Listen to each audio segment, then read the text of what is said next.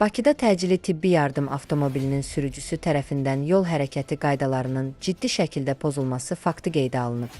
Oxaza istinadən xəbər veririk ki, 16 apreldə səhər saatlarında Nəsimi rayonu ərazisində sürücünün zəruri tibbi çağırış olmadan xüsusi işıq və səs siqnallarından istifadə etdiyi müəyyən edilib.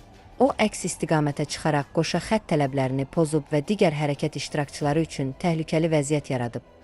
Hadisə yerində yol polisi əməkdaşları tərəfindən saxlanılan avtomobildə xəstə və ya tibb personalının olmadığı aşkarlanıb.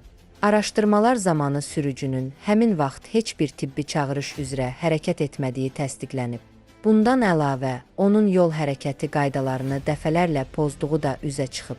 Keçirilən tibbi müayinə zamanı sürücünün narkotik vasitə qəbul etdiyi və sərxoş vəziyyətdə olduğu da müəyyən olunub. Faktla bağlı araşdırmalar aparılır. Sürücü barəsində qanunvericiliyə uyğun tədbirlər görülür.